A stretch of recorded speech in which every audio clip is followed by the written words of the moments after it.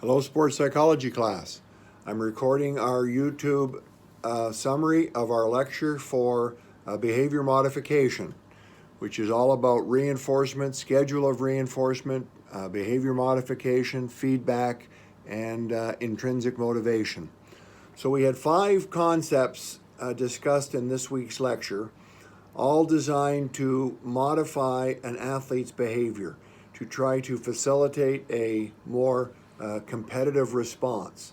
So again, it's based on classical conditioning, where Pavlov's dogs would hear a bell, the bell would be paired with a pellet of food, and the dog would salivate. And we're trying to condition a more appropriate response in our human beings. Now, as a human being, you may say you cannot be conditioned, you're not a conditioned organism, but yet we are conditioned to decelerate at the intersection of a stoplight, where the amber light means slow down, green means go, and red means stop. So we do have this series of conditioned responses as human beings, and we're trying to apply these principles of behavior modification to athletics.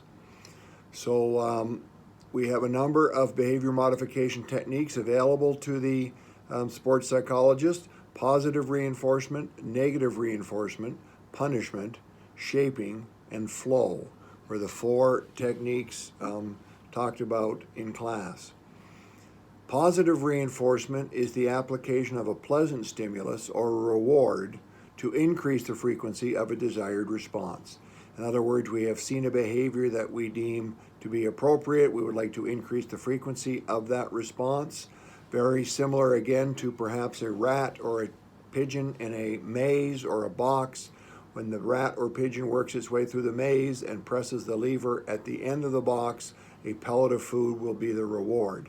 We need to have a schedule of reinforcement where the behavior does not need to be rewarded every time, but there needs to be a schedule of reinforcement where, as you work through the task, every once in a while you do get rewarded or reinforced for the desired behavior.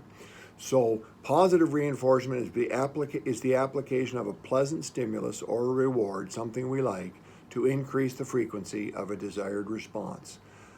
Classic examples or token rewards could be a happy face sticker, a trophy, a decal, a serving target, perhaps a bag of M&Ms or Smarties on the floor, and when you hit the target, you secure the reward.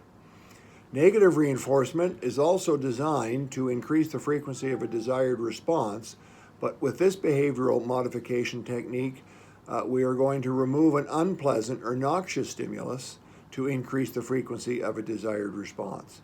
For instance, if you're jogging in inappropriate shoes and you get shin splints, if we took off the inappropriate shoes, that would be negative reinforcement. We would facilitate jogging behavior.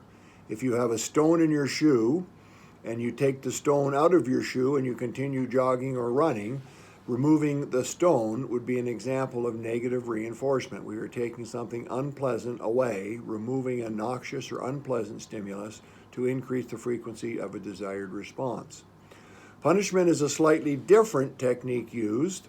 Punishment is the application of an unpleasant or noxious stimulus to decrease the frequency of an undesired response. In other words, the coach or sports psychologist is trying to extinguish an undesired behavior. Classic capital punishments, which are no longer used, would be a timeout, sit on the bench, grab you by the face mask of a football helmet. Otherwise, punishments that are distasteful, designed to extinguish an undesired behavior. We looked at a lot of coaches who use exercise as punishment, and we realized that exercise as punishment is probably not a very good idea. We don't want to avoid punishment. We don't want to avoid exercise. We want to approach exercise. So exercise should be perceived as something we approach, not avoid. So exercise is not an appropriate punishment, but we are trying to extinguish an undesired response. Many coaches have a series of exercise principles designed to extinguish undesired behavior. For instance, a bad pass, or you shoot wide, or you take a bad shot. We can roll over like a dog. We can do 10 push-ups, 10 sit-ups, 10 squat thrusts.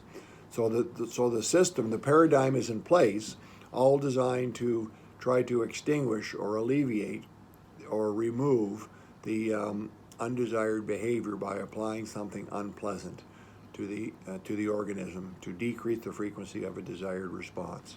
The fourth behavioral management technique is called shaping. Shaping is rewarding a closer and closer approximation of a desired behavior.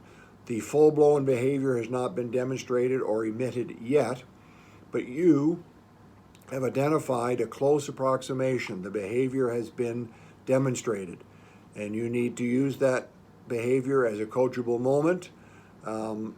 Shaping is almost like a ball of clay. You're going to take off all the rough edges and hopefully shape and mold a whole new behavior by smiling, accepting, showing some sort of acceptance for the behavior that has been demonstrated. And then you need to reward closer and closer approximations of the desired behavior until the behavior is actually solidified and is part of the behavioral response. So shaping is a powerful tool. And our last behavior modification technique is flow, which is a very special case of behavior modification. Flow, or intrinsic motivation, comes from within. You do it because it makes you feel good. You contribute to your ego, your feelings of self-worth, and as we said in our lecture, it's always better to reward a desired behavior than to try to extinguish an undesired behavior. So when the behavior can come from within, self-motivated, self-initiated, it's flowing, it's moving. It is very, very hard to extinguish an athlete who is in the flow state. And we talked about the conditions for flow. You need to be completely absorbed in the activity. You have to have a realistic opportunity of success. You cannot be self-conscious.